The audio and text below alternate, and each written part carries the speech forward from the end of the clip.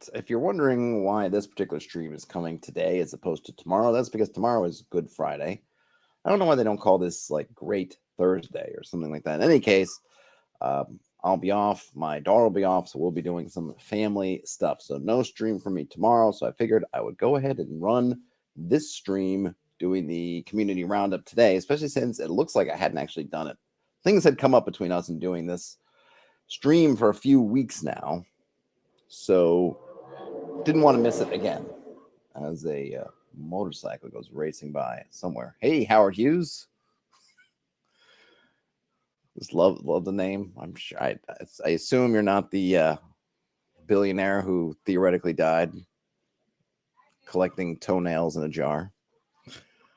Okay, we're on the RPG Roundup multi-Reddit that I created. I think you can find it in the somewhere. I'll post it in the chat. It's probably been a while since I posted a link. If you want to follow along at home.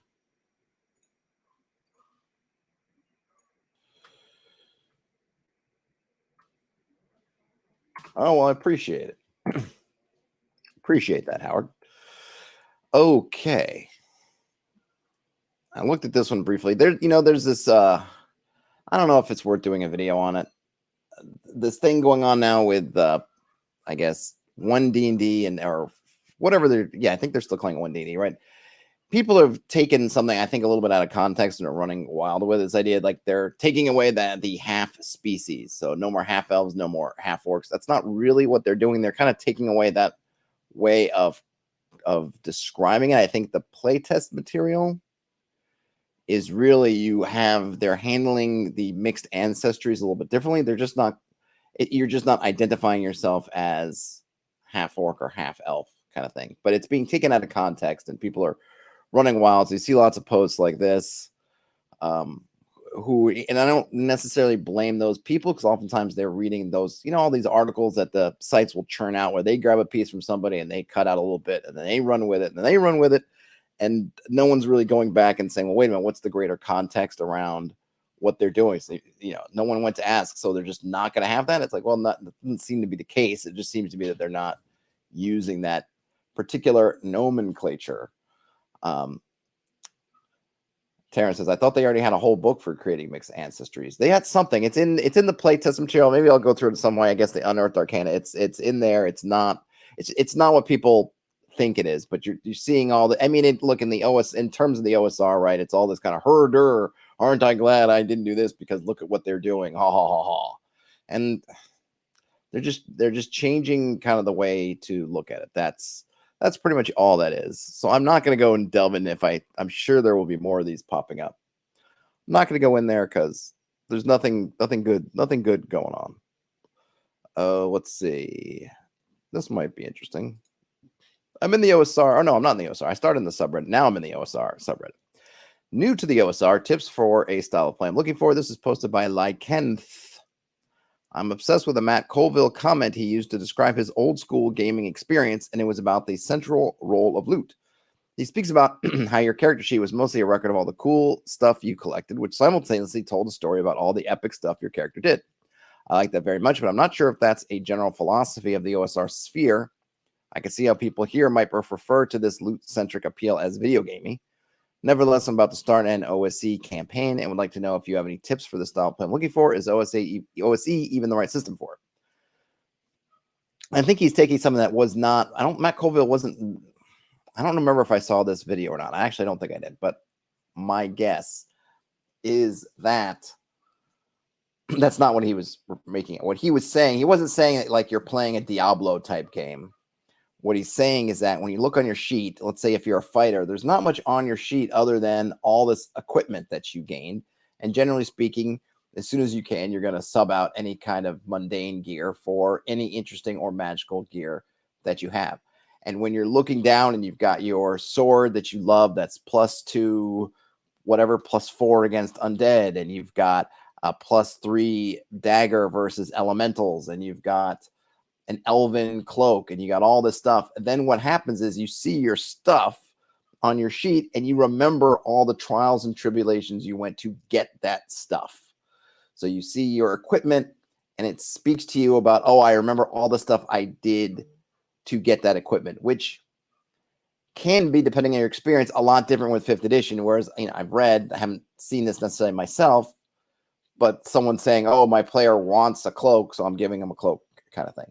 I think the fact that in the OSR you're kind of clawing and striving and really fighting for every little thing that you get. When you get those special things, they stick in your mind. They're like these loud, bright beacons in your brain. And when your eyes light on them on the page, it sparks that memory of, oh, I remember when we took down the Lich King and he had this awesome two-handed, Flambert's sword, and now I've got it. Like, yeah, that was cool. That's what he means. I don't think he was talking about a campaign style of like a Diablo type game. It's just the way these things, I think, work. That's my interpretation. Terrence says don't go there. It's a death curse. Yeah.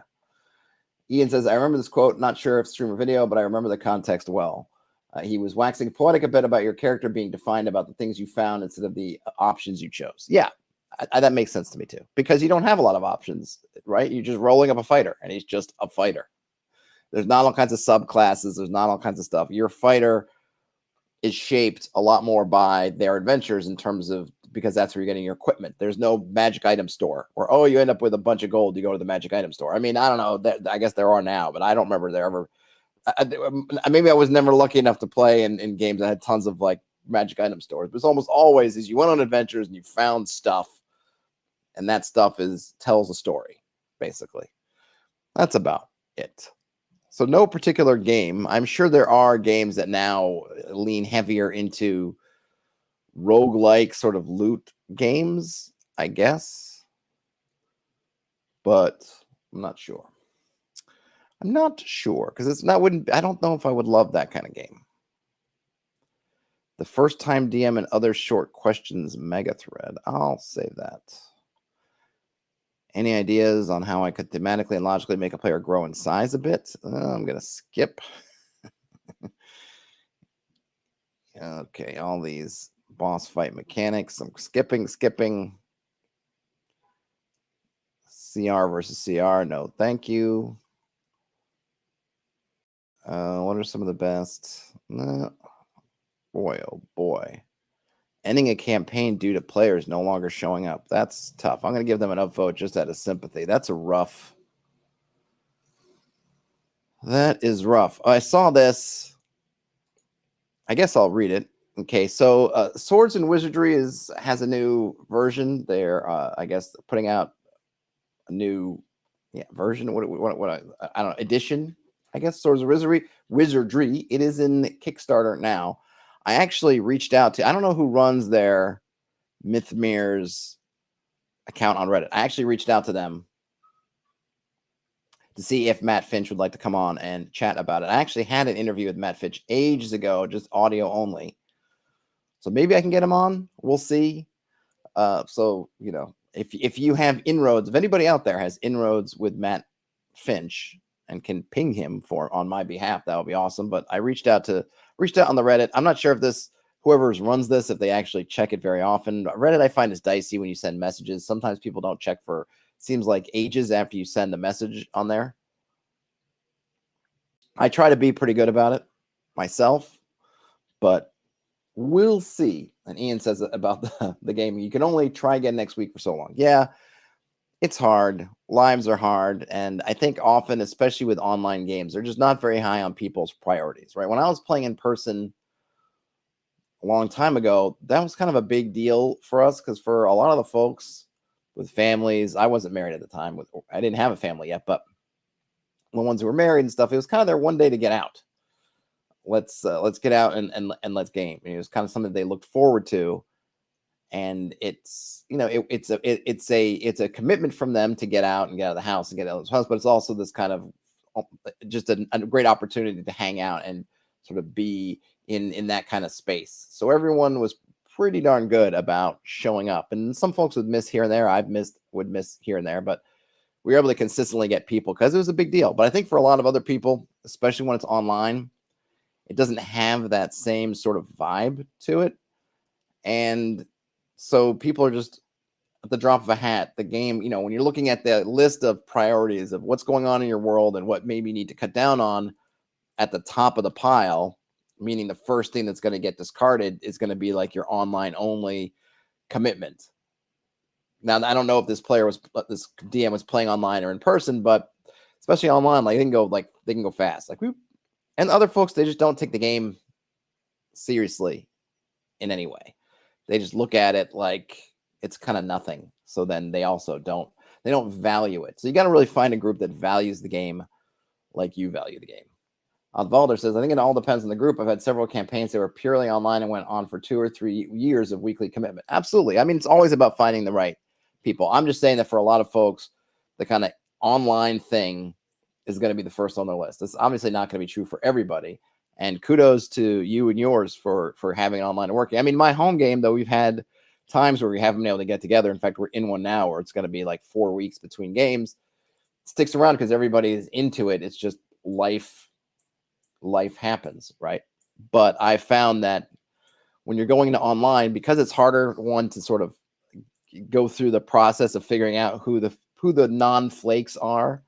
And then the fact is that if people are going to flake, what are they going to probably flake on first? It's the online commitment to people they don't know. So it just kind of makes it harder. But certainly it's not impossible. And yeah, lots of people have had good long games going. Terrence says that weirdly our group got way more consistent when we went to Zoom, probably because we made our YouTube channel as kind of a confessional watchdog, self-imposed obligation. I mean, I think once you start doing things for like a channel, or you are kind of making a commitment. I think that helps. I mean, it helps for me trying to stream, during the weekdays on these lunchtime things. It definitely helps me, like keeps me on it. Whereas if it was more loosey-goosey, I might not. And you feel a sense of good kind of pressure because people are kind of looking forward to that thing. So yeah, I think that helps, or at least it can help. Brian Smith says that Discords and group chats help keep their game together. Yeah, my guys, they're not big on the Discord during the off time, except for when we're scheduling. So I haven't figured out how to get them to use it more. Okay, so here are these optional morale rules going into Swords and Wizardry. So this is posted by Mythmere themselves. And Mythmere, if you don't know, that's the company that I think Matt Finch co-founded after he left Frog Gods. I don't know what the situation with Frog Gods, if he just left or if there was some turmoil. I have no idea. But he's now at Mythmere, and they are rebooting Swords and Wizardry. So here's what they say. Due to the high demand for it, we are adding an optional morale system to the Swords and Wizardry OD&D clone. This is in the complete revised rulebook we're kickstarting now. The underlying system we're adding is based on Chainmail's 2d6 morale check, but the resulting numbers will also be compatible with BX and its clones. The OD&D method is flipped, with high roll now meaning morale failure, but the compatibility value of that cosmetic flip is very high. Here's the text of the update, and one change already spotted is that it will probably be done by individual monster rather than by side. So here are the optional morale rules. The original game did not include many specific rules for morale, probably because players were intended to refer back to the rules of the Chainmail game. Those rules added a 2d6 check for morale when a unit suffered losses over a certain percentage. If you want to play using morale rules, we suggest using the following optional system, which we have also made compatible with BX by flipping the die roll used in the original game, where a lower roll indicated a morale failure. Moral failures are completely different things. Each type of monster has a morale score between 2 and 12, with 2 representing creatures that absolutely don't fight, and 12 representing mindless creatures that always fight to the end. To use this optional system, there are 2 times when a morale check is called for during combat: when a side loses its first casualty, and when they lose half their number in combat. The referee rolls 2d6, and if the result is higher than the side's morale rating, the check has failed, and the monsters or hirelings surrender or retreat. And then we have some charisma bonuses, and then how that's adjustments for retainers. Note the resulting numbers are compatible with BX. The main difference is that a character's retainers in Swords and Wizardry won't all share the same morale number. A hired torchbearer will have a much lower morale score than a hired dragon, which makes sense, right? Right. And this is connected to the Kickstarter. So the main thing here is in the white box. So Swords and Wizardry was a white box retroclone, one of the OGs, and as they were being trying to be a fairly faithful retro clone, if it didn't have it in the book, they didn't print it, and so they didn't have morale rules in the original white box because, as they say, you were sort of meant to have chainmail, which has a bunch of that stuff in it, kind of on hand. Oh, and this is a watered down apple cider for the working man. So that's cool. And you could obviously, it was nice of them to post this in here. So if you just wanted to rip it from here, you could.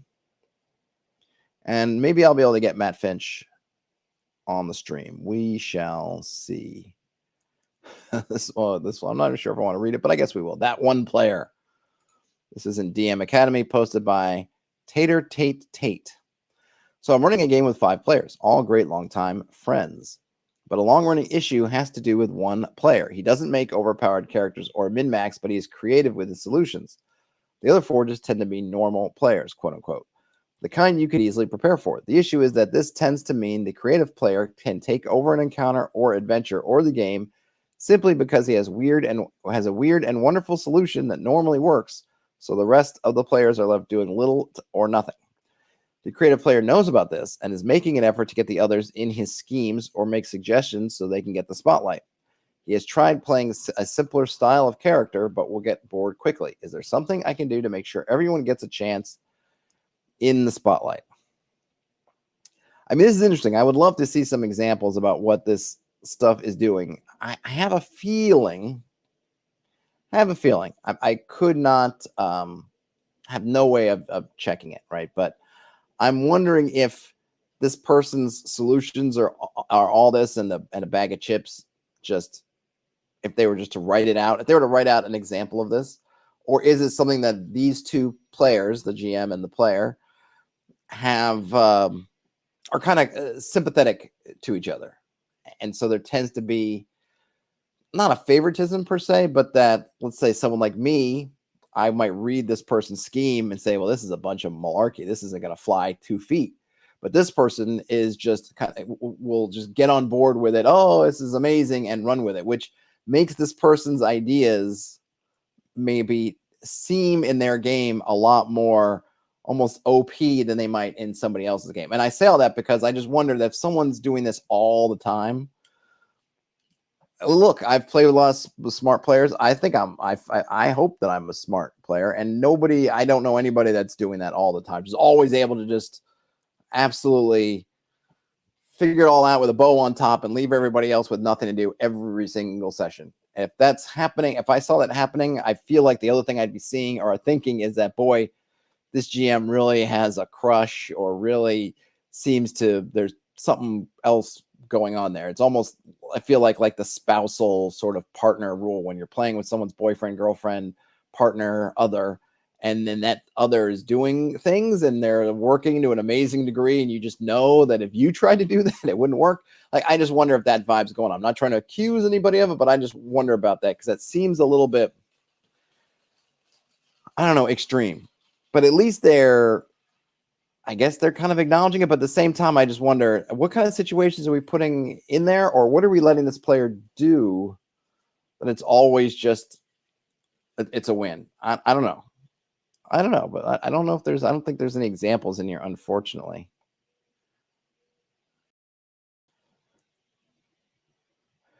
So this commenter, Double Star Tedrick, says, off the top of my head, I want to comment that quote unquote spotlight management is part of the GM role.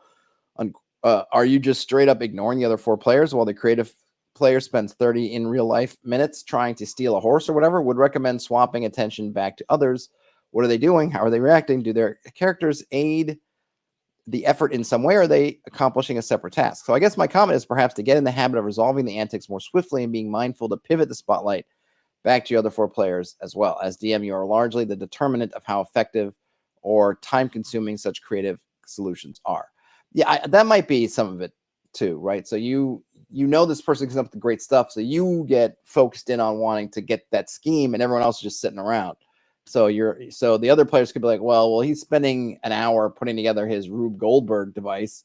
I could be doing something, but the GM's not letting me. Now, to players, you can always, hello, GM, while he's doing that. Like, the players can also be very passive, right? And I think that's something that you have to be mindful of as a player is, or not, maybe not mindful of, is be prepared to raise your own hand, toot your own horn when he's going, okay, you're doing this thing and you're determining how long it's going to take. Raise your hand and say, oh, hey, why he's doing that thing that you just said is going to take an hour, we would like to do, something else, right? I mean, but I agree that it seems like maybe there's some imbalance in some way on the GM attention kind of thing. Because I find that hard to believe. I just find that hard to believe that there's somebody out there that's just super creative and just getting everything out and leaving everybody else in the dust every single time. I mean, it makes me wonder. Perkins says that using morale checks is very helpful when running OSC solo. I bet. You need all the help you can get running solo, even if you're using something like, Scarlet Heroes or something to give yourself a little bit of powers. Morale is incredibly vital, I find. And not just for monsters, but for NPCs, your hirelings and all those folks. I use it all the time. Let's see what else we have here. Brian says, I think some tables are pretty passive and will just let one player take the spotlight. I agree. And, and some players are more apt to do that. I mean, if left to my own devices, and if I'm not self-moderating myself, I can do that. I've been known to start to just go, and then, I get how it works. You're into it. You're moving. The GM is then paying attention to you, and you're just going and going and going, and suddenly everyone else is just kind of like following behind or doing whatever, and you're kind of, so if you're that player who tends to sometimes do that, you have to, moderate yourself a little bit and say, oh, let me defer. I feel like I do that a lot. Like at these con games, I don't know why. I know why, I guess, but the last couple times I've been playing these con games, if I've felt that, or part of me is like, okay, I can just go, and I'm looking around and I'm like, no, I'm not going to go first. I make a lot of times very specific choices not to be the first person to speak about something, or to, when it says like, well, who has something to do, and then jump in, even though I have something I want to do. Like I want to wait because of that I know that that's something that happens that I can do. So you could talk to the player about it, but I feel like this might be the GM. I'm not sure. I don't know. Like I said, I'd love to see an example, because I just have this feeling that maybe this stuff isn't amazing when you put it out there as it seems to be at the table, and then it's maybe there's just, I don't know, it's charisma or a magnetism or just an attraction of some kind.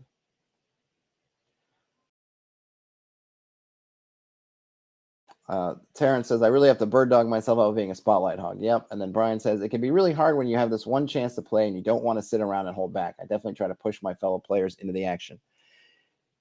Yeah, I think, what's helped for me is part of it. I feel like when I've been playing, like when I was at ShireCon and then again at these PAXs, is that part of me is there that I want to observe, because I want to talk about it and I want to see how people are playing. Like I'm curious, let's say in that Mork Bourge game, I'm very curious about how people are taking to it. So I just take on that task of, I want to play it, but I also kind of want to observe these folks playing. So I'll hang back, and I don't mind. I don't feel like my particular entertainment is being squelched because I'm getting this other thing out of it, which is I'm paying attention to how other people are playing and how they're reading it. Whereas, like back in the day, I'm just playing. Like I'm not really paying attention to what other people are doing. But now I am.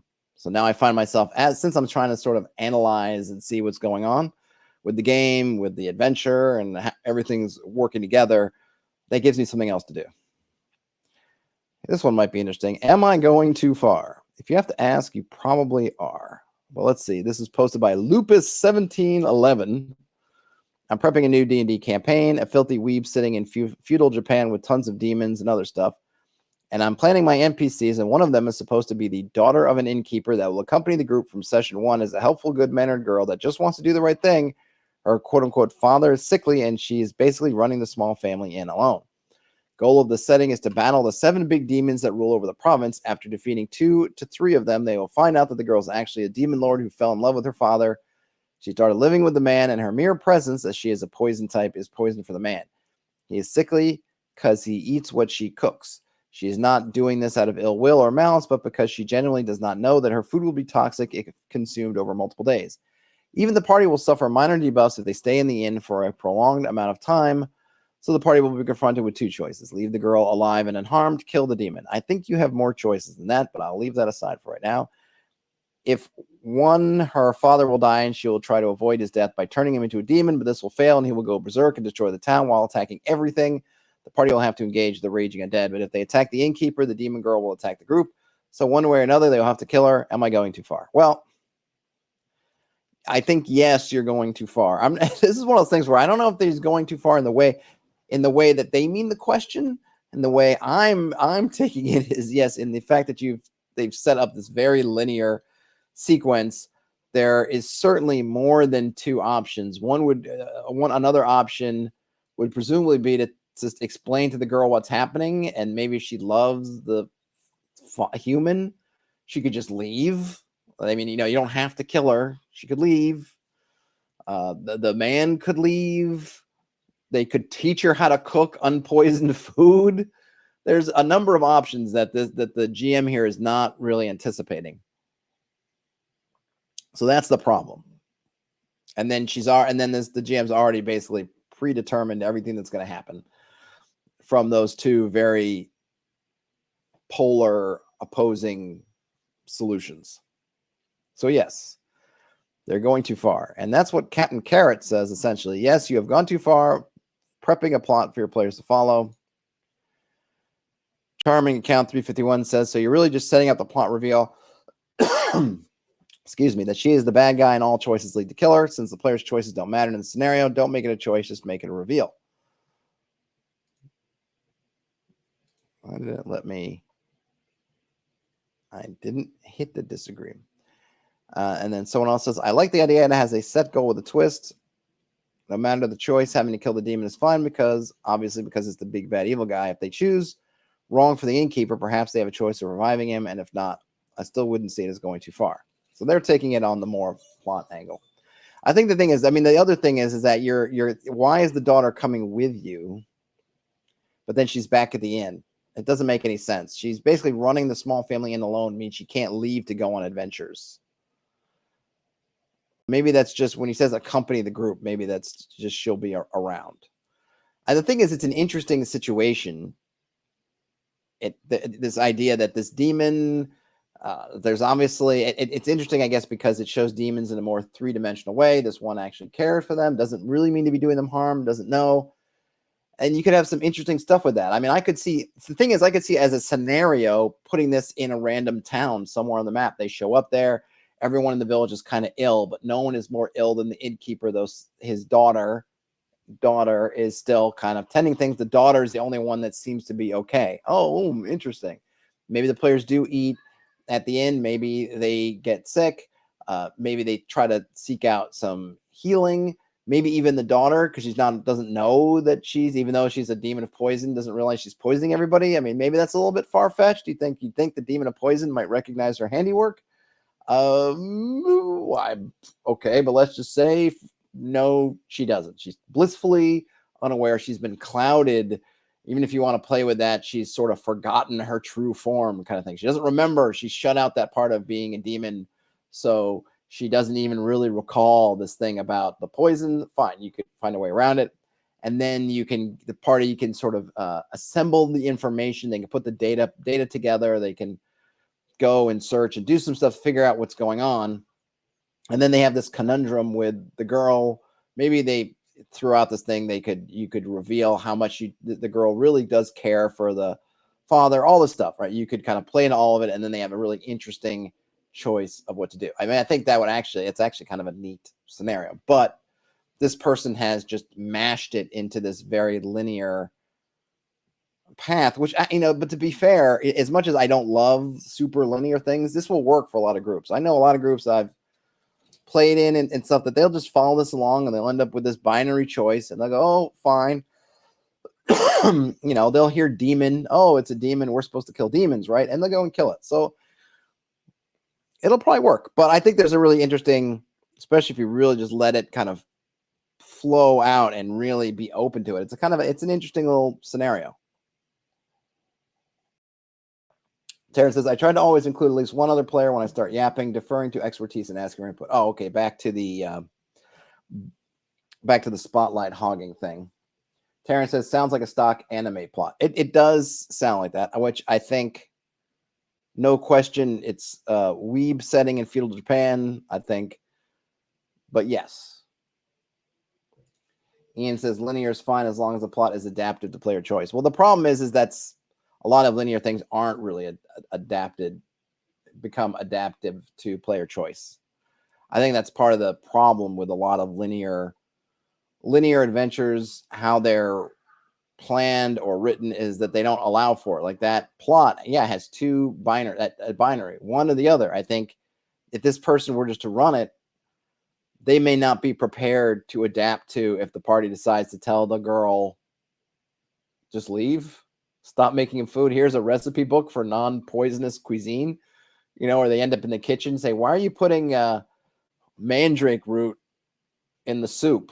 Don't you know that's poisonous? Kind of thing, right? So, and anything. I mean, if something's adaptive, that kind of any adaptive plot is going to be fine because it's adaptive. But often these ones that are planned in a very linear fashion are not adaptive, or the person thinks they are, but they're not. Like I think this person probably, not unless they were blinded to, but they don't see the fact that there are other options outside these two. They're just thinking, oh yeah, there's two choices here, right? You kill the demon or you kill the thing. It's like, oh, there's probably more than that, but you're not really thinking about it. You're not thinking about it.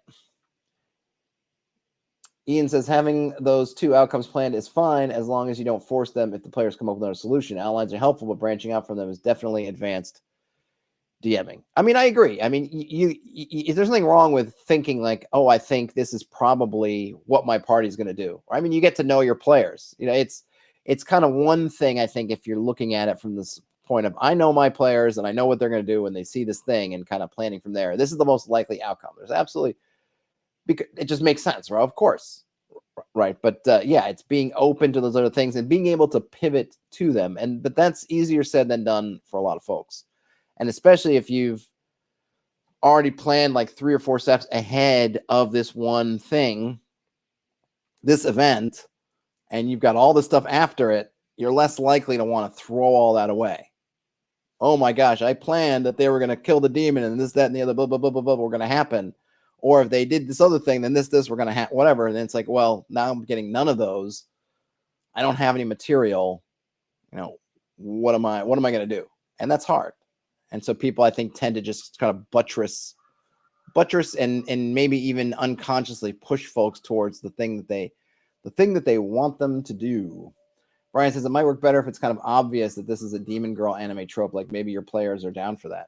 It probably is. I mean, if they're playing in kind of this sort of feudal Japan setting, they're probably up for some anime stuff, and nothing wrong with that at all. I like a lot of anime, or at least a lot of some kinds of anime.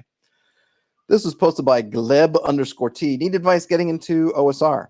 Hey, Gleb_T. I'm an experienced 5e and Call of Cthulhu DM, and I've recently found out about OSR. What's drawing me in is the premise of a more deadly roguelike-ish and less pre-written story-heavy game that focuses more on player exploration and dynamic adventuring. I've also discovered a beautiful art book called Vermis 1. Or Vermis I, but I'm going to guess it's Vermis 1. And I'm looking to create a short adventure using that setting. But I don't think modern systems like 5th edition would be a good fit. And the OSR mindset seems to be much more fitting. But the thing I am missing is a concrete rule set. I've looked at Mookbourge since I want to go for a grim, darkish setting. But that one was a bit too extreme, heading for more gory / disgusting tone instead of the dark / melancholic, Dark Souls-ish tone. I'm looking for any suggestion. I would actually think that for the most part, you don't need the system to dictate the mood. I think you could take old school Essentials or BX or the White Box, and you can get kind of a grim, dark setting. I think it's really, that to me is the setting. There's nothing mechanically, some games like 5th edition, because they are mechanically bright, I would say, right? Lots of magic and pew, pew, pew everywhere, and lights and flashes and wah, wah, and everyone's got all kinds of stuff. It feels really upbeat. It feels almost, in a way, optimistic, because everybody's got this stuff going on and everybody's just full of vim and vigor all the time. But in an OSR game where even if you have a magic user, they've got one spell for a whole day. Your first level clerics can't even can't even pray for healing yet, it's not hard to get into like, this is gritty. This is not, of course, people go super gonzo with a lot of stuff also, but I don't think it's hard to get into a dark kind of setting. I mean, that to me is all about the setting. What's available? How much things cost? What can you be? You can not have magic users very easily if you don't want that in your setting. If you don't want certain equipment to be around, you don't want people having plate armor because you feel like that's too shiny, knight in shining armor kind of stuff. Just take it off the menu. You can really do a ton with just taking those core classes and just tweaking kind of what's available around them. So I don't know that you need a specific setting, but I am interested in or specific mechanical rule set. But I am interested to see what people say. Ian says, I'd probably recommend the black hack for this one. Maybe black sword hack or cairn. Brian Smith wonders about Shadow Dark again. Simple OSR-shness. If you're coming from 5e, Five Torches Deep was helpful too. Getting the dungeon crawl rhythm. Never played before. A good question. Yeah, I mean, I think I want to say that I bet you that's going to come up. I think the default is either old school essentials. Yeah, I think that's fine. Gleb T says they're looking at Grave. Take a look at. I'll put that open in a new window because I don't think I've heard of Grave. Let's see. Are you going for? Well, let me just upvote a couple of these.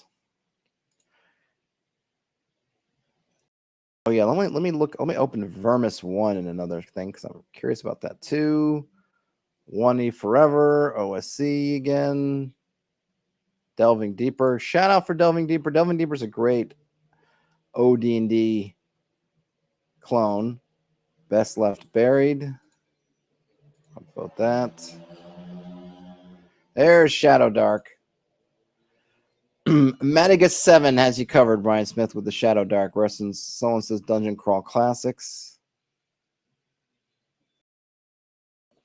For Coin and Blood, 2nd edition. All right, let's take a look at some of these things. I am not familiar with Grave. Where's my glasses at? Alvalder says, having looked at Vermis 1, I also feel it gave a very Black Sword heck vibe, but yeah, nothing wrong with just running Grimdark in BX. Oh, interesting. All right, so this is Grave. I will post this in the chat. Now, let me show it on the screen in a second. So this is at jasontachi.itch.io. Grave is a toolkit for Souls-like fantasy tabletop role-playing game built on the rules for Knave. It's a short document with just enough material to make undead characters to run through existing old-school adventures published over the years. Adaptations to Knave include ready-made backgrounds with starting stat arrays and gear packages, stamina rules for more involved stunts and more frequent spell use, rules for routine death and resurrection, 60 spells divided into wizardry, theurgy, and witchcraft, 50 magic items. And there you go. $2. Bam. So I'll have to check this out. I will add this. Add that to... Oh, it's already in there. Look at that. I had added it and I had forgotten about it. Cool. I'll have to come back to that. That is good. Okay. Excellent. So that's Grave. Ian says, if they really want to lean into a Dark Souls feel, Rune Cairn might be the perfect system. I haven't looked at that one either. So this is Vermis 1. Vermis 1 is the first of an art book series by the artist Plastiboo, a pure act of world building inspired by old dungeon crawler games. It could be considered an official guide of a game that doesn't exist, since it's not a game at all. Bum, bum, bum. Which flesh is your flesh? So we got a few images here. It looks cool.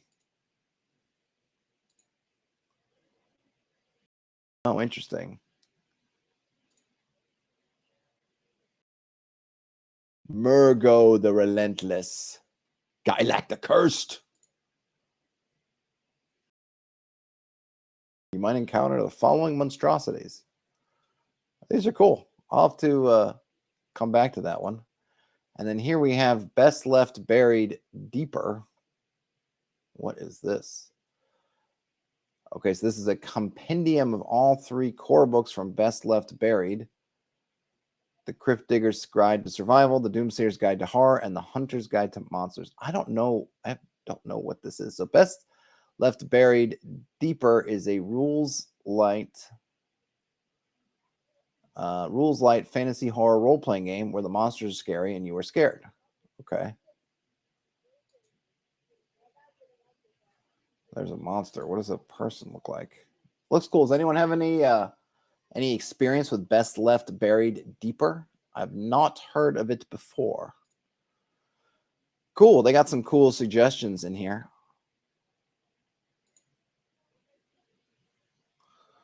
Oh, let's see. Oh, we'll look in the OSR. Let's see what else is going on. Got Troika. What's next? I don't know. Play it. Oh, they're just looking for more books in the Troika line to get. I don't really know too much about the Troika books. I mean, I have a digital Troika version.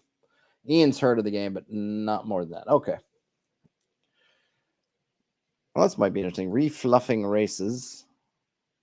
This is posted by Buzzed Buzzard. I've been trying to gather materials and references to get my own OSR campaign up and running, planning to use the Sword and Wizardry Complete Rulebook as my primary reference. I was initially planning to make up or use a more generic fantasy setting as the backdrop to the campaign, but some brainstorming last night led to me rethinking the races I would allow in a game, which led me to this. I've been reworking the races in the rulebook, not their abilities, but rather the fluff, their reasons for existing on this particular imaginary place I'm trying to think up. I apologize in advance. I know I'm not much of a writer, but I'd like to share what I've come up with so far and see if anyone has any criticisms or suggestions to make things mesh a little bit better. Okay, so here's someone doing refluffing some races here. Brian Smith with an unrelated question. They got a one-shot Easter game idea where the players are alien rabbits sent to a post-apocalyptic Earth city to take down the Easter Bunny, also an alien who has turned humans to zombies. Any simple systems y'all know of for blasting hordes with high-tech and wacky weapons? Plan to use lots of candy minis. I would go for what's the name of that game? Rises, I think might work really well, Brian Smith. Index card RPG might work really well. I would look at Toon. If there's a version of Toon out there that's easy to get a hold of, Toon could be right up your alley with that. Those would be some ones.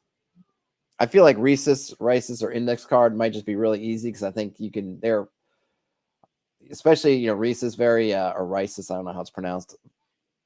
You could play any kind of game with it. I think it would be very easy to get the kind of feel you're going with in your post-apocalyptic Earth without without a lot of crunch. I think any of those would work. I'll be curious to post it in the forums, please, Brian. Your scenario when you've gotten it. Love to see what it turns out to be. Okay, so we have humans. Nothing changed. Orcs are now splicers. These are genetically modified humans created a long time ago to fight an extensive underground war against the reptilians. They look like hairless humans, but genetic tampering has left them with a slightly more dense musculature and infravision. I really feel like these guys need a different name, maybe Morlocks, Star Children.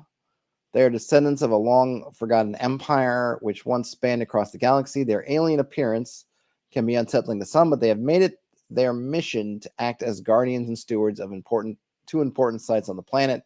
Stout Folk, an artificial race created by the mysterious Soul Forges.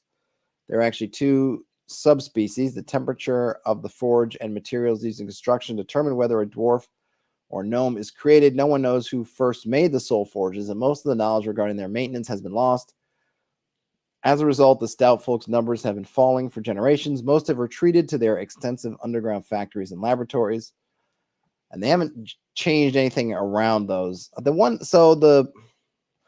splicers, I feel like it's kind of that, I don't know, it really depends how you feel about it has that vibe of kind of like the almost sort of slave race, or they used to be a slave race, but they're kind of not anymore. I don't know if that's the vibe you're going for, but it just feels like they were created just to kill. It kind of gives them a subhuman kind of vibe, right? These were just their genetic creatures trained only to kill. I don't know.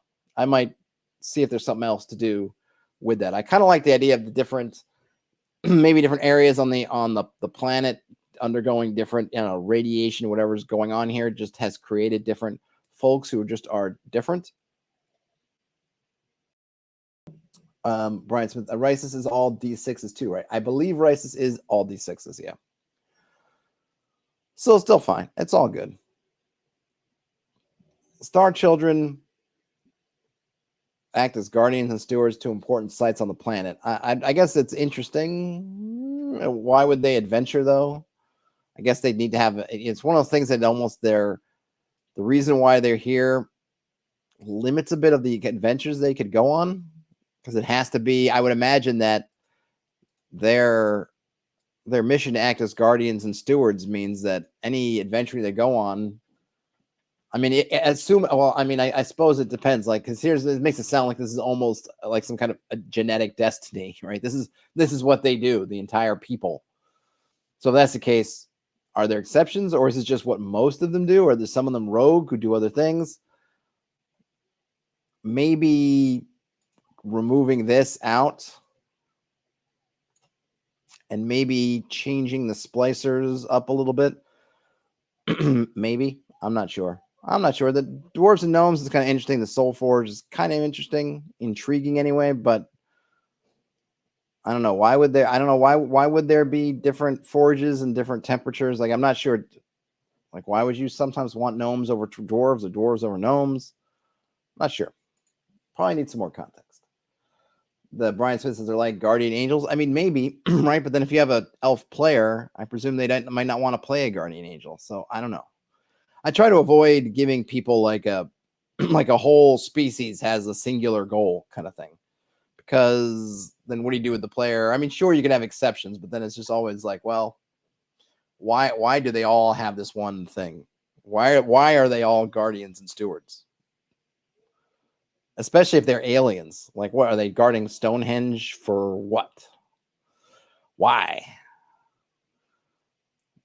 Let's see. Saw that already.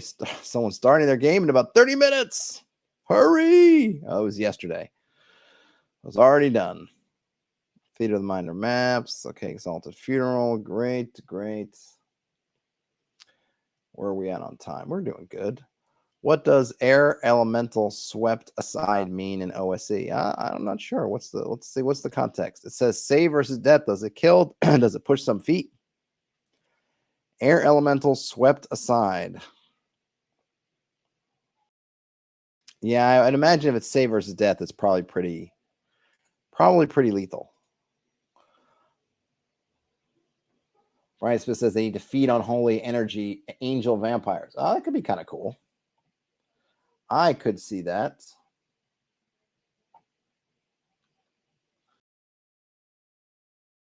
Let's see.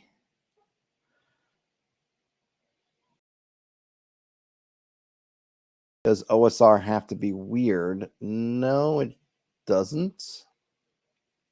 There's a lot of stuff I've been seeing. It's been kind of interesting if you're on the subreddit at all, because you're starting to see these kind of sort of two camps. I don't even know if it's not even the right word, but I noticed this came up with some of the folks who are starting to push back a little bit on some of the tenets of the OSR as portrayed by more modern OSR players, like the folks who say something like, combat is a fail state, right?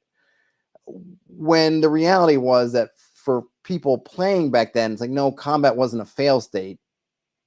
I think I always try to put it like, you want to get in the best spot for the combats that you want. You don't want to take on combats you don't need to, and you certainly want to put yourself in the best spot. But no, just getting into combat wasn't seen as a failure. Oftentimes people wanted to get into combat. I mean, there's a reason why the game moved from XP for loot to XP for kills, because people liked getting into combat and killing things. But I think a lot of the guidance and stuff that's come up from the OSR lately has skewed or made new precepts of ideas that weren't really true. Back in the day, right? People didn't just not fight anything ever back in the day because it was deadly. People just, you took your shot. Now you wanted to take the best risk that you could. Obviously, depending on when you played the game. I mean, I played it, I was like 10, 11, 12 years old, younger than that, even a little bit. So my idea of what's necessary, what's great, is going to be different. But I think this concept of you have people who are maybe hitting Reddit who have been playing back then, and then you're reading people, and there's this kind of a conflict on some level with the folks who've just embraced OSR now, and they're not the same, right? Which I think is that sometimes you end up with kind of old school versus OSR, because what now some of the thought around OSR is not really the same as, say, what people were actually thinking about those games or how they were playing them when it was new. And I think the other thing is this kind of thing with weirdness, like OSR and NSR have embraced a lot of weird settings and stuff, which I think can give the idea that OSR is all about weirdness, when I think a lot of folks, look, their campaign worlds back in the day anyway, were not particularly weird. I mean, we just weren't, I think a lot of folks weren't all that adventurous. Not to say there weren't any weird settings. I'm sure there were, but it wasn't like, oh, you're playing BX, we got to be playing in some kind of weird space, like, or, weird world. And that wasn't really, the case.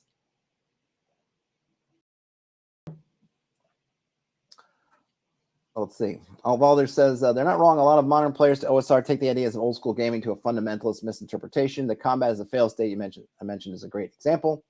And then Juan Cholo says they had an idea for a post-apocalypse D&D where the elves came from people that were genetically modified to be graceful and healthy / long-lived. Different sylvan creatures were created to be servants / pets.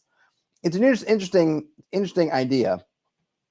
For sure. I mean, I think in terms of like where we are with sort of humanism, it kind of makes sense to be looking at things like, how could we potentially get, I can imagine a pathway from, say, people doing all the implants and things that they do to themselves now to down the line, getting it to be at a genetic level. I think for myself, I just want to be careful of the, hey, your species was bred to be a pet kind of thing, or you were bred for this or bred for that. Obviously it's for your own table. It doesn't make too, as long as you guys are all happy with it, right? But I just feel like I myself, those make me a little bit uncomfortable. I don't love them. So I would probably want to think about something different than that. But I like the idea of having folks undergo different things. I could see that happening in the future. People do that now, right? Putting like skull, bumps and bone protrusions in their skull and giving themselves fangs and things. And you think like the conclusion would be if they could literally genetically splice themselves to be part feline, let's say, they would do it. Brian Smith says, I think things feeling quote unquote weird are just because new peeps have no context for those older sources. I don't even think Brian Smith is then looking at older things. I think it's them looking at things like Electric Bastion Land or Dolmenwood or like, Troika and some of the things they're doing. Like, I think those are the ones that come across as weird. And there are folks who look at the OSR and think it's all about Gonzo. Like that's some people that's their whole thing, like death metal and Gonzo. That's what OSR means to them. When, again, probably separating it as old school. It's like, well, it's not like that was a thing for all of old school gaming. It's just that that's the culture that's arisen around these systems now. So let me just read what Matthias, the GM, wrote here. I have heard a few times that OSR games / settings / campaigns need to have quote unquote weirdness in them to be true to form.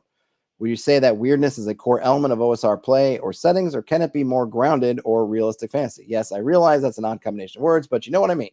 And the answer is no, it doesn't have to be weird. You don't have to be weird at all. You can be as weird or as not weird as you want to be. I don't think there's, no one's going to take your OSR card again or rip up your rule book for not going weird enough. And I think if you read BX or you read old school satchels, they're not particularly weird.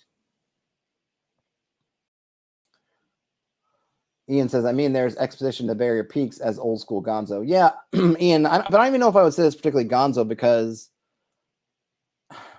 I actually don't find that weird in the sense that I guess I take as Gonzo as being kind of out there, because the idea of a spaceship crash landing on the planet in terms of like fantasy and stuff is not really strange. And even especially when you look at it in the context of, let's say, depending on when, I don't know what year Barrier Peaks came out, but you had movies like Krull, and you had even stuff like Star Wars and these and other movies like that the whole sci fantasy mix.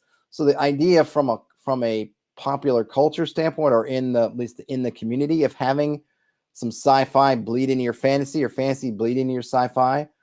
Not particularly like, oh my gosh, that's so weird. It was just kind of fun because you imagine like that could happen in our world, right? So it could happen in whatever land it happened on. It could happen on Earth, so it can happen on Earth, right? Like, and it was contained, right? It wasn't like you're just everything just going kind of like I don't know, like kaleidoscopic all of a sudden. So I don't even consider that particularly gonzo, but I maybe I don't have a great gonzo meter.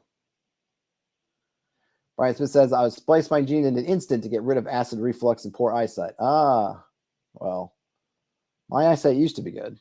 Used to be. Terrence says, some people just can't wrap their heads around genre mixing. That's probably true. And Wanchola says, let's see. Oh, he's got some dwarven battle wagons would be based on Mad Max cars with drums and electric guitars. That's cool. Thundar meets heavy metal. I like it. I'm down for that. I like some Thundar back in the day. I mean, I'm not going to say there wasn't weird stuff. I mean, Fiend Folio from back then is full of just weird stuff, but you didn't have to use it, right? It was like it was there for you. But you could pick and excuse me. You could pick and choose what you wanted. And certainly when you get back to kind of the white box, not particularly weird. I mean, other than maybe the fact that it's got creatures from all kinds of different books intermixing, like John from Mars and stuff from Tolkien and stuff from Elric. But I think within the community, that was just like what everyone was doing anyway. Certainly, I know that when I played in that sci-fi game that I was in for a long time, when people would watch an episode of, because like when we were playing, this was during kind of the heyday of sort of the Sci-Fi Channel actually running sci-fi programming, so things like Farscape were on and Stargate SG-1, and it'd be funny to see stuff show up on the series, and then like it would get in the game. Like it was just kind of funny like that because people were just taking inspiration, right? So that stuff to me, those kind of crossovers they don't feel so super gonzo to me, but everyone's got different ideas of what it means to be gonzo. But a bottom line is, no, you do not have to be weird. Is this the one that I think I might have responded to that one, but basically this GM was wondering if their players are dying too much. Characters are dying too much. Let's see. Here's someone looking for gonzo or weird recommendations. Okay, so that was the bottom. So let's go to the next one. Oh, well, that's why we're on. Oh, shoot. Well, I'll keep it on hot. No, I'm going to go to new. That's why things were out of whack. I think I got time for one more, maybe. Okay, theirs have to be weird. I don't know. Castles Forlorn. Thoughts on Forbidden Lands. I like it.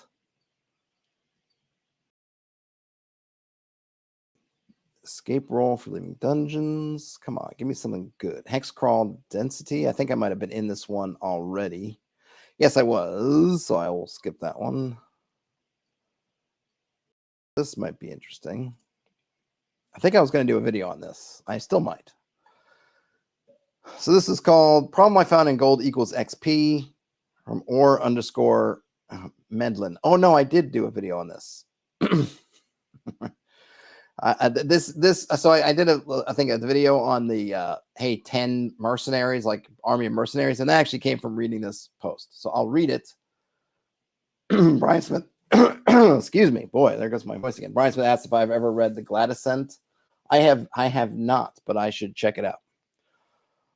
So this is posted by _Mendlin. So I ran my first campaign of OSR Dungeon Crawler, and I found something that bothers me. Because the XP to level up is so high, I found that after only a delve or two, all the players will have all the items they want with loads and loads of money, ridiculous amounts. With all that wealth, they would still be around second level. It really bothers me because the management of resources is what I like most in dungeon crawls, but it's experienced in only the first or second delve. After that, they enter the dungeon with a cart full of torches, ropes, and more. Do you all suffer from this problem? Do you ever see this as a problem? What are your thoughts? Okay, well, someone points out, right, you can have all the basic gear you want. So somewhere down in here is when they put up the thing about, well, oh, here we go. With 2,000 gold, you can buy 10 retainers, and you can buy this stuff. And it's like, well, you can't really buy 10 retainers because retainers are limited by your charisma. So you can max have 3. You might have 1, might very well have none. So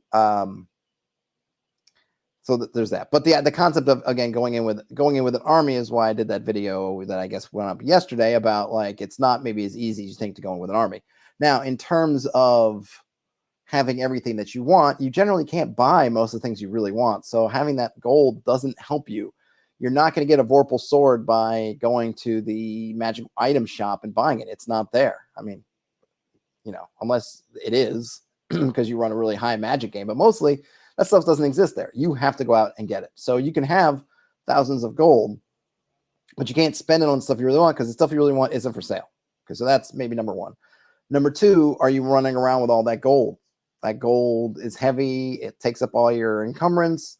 What are you doing with that gold? I found in not my current game, the game I ran before that it started this interesting kind of corporatizing, or sort of making a sort of a company out of the party, simply because of the logistics of handling the fact that they were becoming wealthy. Because, well, we got some gold. Okay, great. You've got a chest full of gold. All right, so now we're back in town. Yep, you're back in town with your chest full of gold. All right. Well, we want to go and check out this other place. Great. What are you going to do with your chest full of gold? Oh, well, what do we do with a chest full of gold?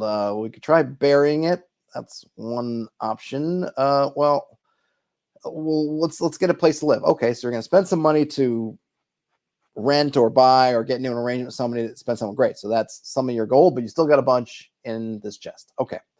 Well, we're going to need somebody because we may not be around when we have to pay the rent. So let's hire an accountant to basically be our treasurer, right? So the accountant's going to take care of the gold, pay our bills while we're gone. Okay, great. So you have an accountant who's alone in this house with your chest of gold.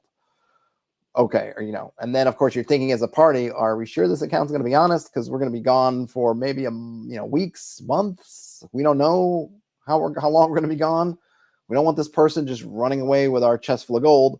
Well, we probably need maybe somebody else to give them a hand. Okay, so we'll hire maybe a butler or somebody to take care of the housing responsibilities and just kind of be there to lock and key and be sort of a check and balance maybe on the account. And then of course we're going to need a couple of guards, because even if the accountant and the butler are both good, we don't want someone to just knock them over the head as soon as we turn around. Okay, great. So you end up having this whole ecosystem around yourself, this whole infrastructure you're building, and this all came out because they had this gold. It's like, oh, we got this gold and we don't want to do with it. But of course, that's because they couldn't just spend the gold on all the things they want, because again, not there. So I'm not saying that you have to put in a bunch of money sinks, though I would, everyone's going to want a cut. Everyone's going to want a piece. Have them pay for stuff, have them pay for lifestyle and other things that are going to cost money. But they should be thinking about what's happening all this gold when they're not around, because they can't just cart it around with them. And if they do, that creates a whole other set of problems. They're going to have a cart with all their gold in it all the time, walking around the wilderness. Probably not a good idea. And even then, you're probably going to want, what happens when you go into the dungeon and your cart with all your gold is just sitting outside in the open air? Probably going to want some people to watch it. Probably going to want this and that. And you end up creating a bunch of stuff. And that can be a lot of fun. So I would say, lean into that sort of fun stuff. And, but just keeping in mind that if you're allowing your party to use their gold to buy like all the magic they want, I think you're kind of doing it wrong a little bit. Or that stuff, or the magic should be super expensive. But I just think it's, at least in terms of the kind of worlds I play in, this is not available. People don't give away Vorpal swords for any price. They don't have it. Whoops. Did I switch back to myself? I guess I did. All right. Let's see. Just before I close up shop here, Alvalder says, last dungeon they ran, the entrance was so small it was even impossible to squeeze in while wearing heavy armor. Wow. That is a small entrance. And then Brian Smith says, if my group does some boneheaded thing like trust all their wealth to a stranger, I always make that stranger betray them in an even more boneheaded way. Yep. I like it. I think so, you know, but encourage your party to start thinking about investing it. And that's, you can also look at and say, well, you got a lot of gold.